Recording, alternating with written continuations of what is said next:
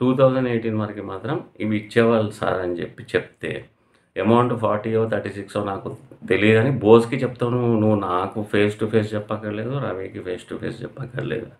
నువ్వు only బోస్‌కి చెప్పాలంతే. Okay. Next నువ్వు పంచాయతీ మొత్తం బిహెచ్ఎల్ అందరూ ఒక సైడ్ ఉంటారు. పటాన్‌చెరువులో ఒక సైడ్ ఉంటారు. పెద్ద యుద్ధానికి మహాభారత యుద్ధానికి పిలుస్తున్నట్టు చచ్చిపోతున్నారు ప్రతి ఒక్కళ్ళు.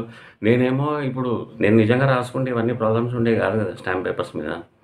వాడు మా ఇంట్లో వాళ్ళు అమౌంట్ ఇవ్వకుండా మా ఇంట్లో వాళ్ళు అమౌంట్ తీసుకొని నేను మాధవితో పారిపోయాను. ఇట్లాంటి డిస్కషన్లు అన్నీ మొత్తం ప్రాపగండా చేస్తే రాజాగాడు అన్నీ క్యారీ చేశాడు. అదంతా పెద్ద గేమ్ షో. ఇప్పుడు నేను నీకు చెప్పలేను ఆ స్టోరీ. అయితే దీంట్లో సింపుల్.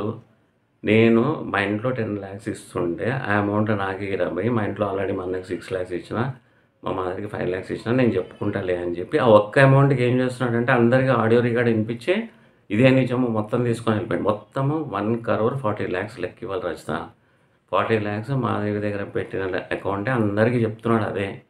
చెప్పి తిప్పి తిప్పి తిప్పి అదే కొడుతున్నాడు. నేను అది చాలా సింపుల్‌గా ప్రూవ్ చేస్తాను. దాంట్లో నువ్వు చెప్పాల్సింది అవును ఇంట్రెస్ట్ ఇచ్చేవాళ్ళము బిహెచ్ఎల్ యాన్సిలరీ షెడ్ ఏదైతే అమౌంట్ వస్తుందో దాంట్లో నుంచి ఈ ఇంట్రెస్ట్‌లు పంచేటోళ్ళం. పంచినంక మిగిలిన amount Amar sir, Ravi sir ఇద్దరు పంచుకునేవాళ్ళు అనే విషయం ఒక్కటే చెప్పాలి నువ్వు. చాలా సింపుల్ లెక్క. నేను వచ్చి స్టాక్ ఎక్కడుంది, ఎంత అయింది అవన్నీ నేను చూసుకుంటా.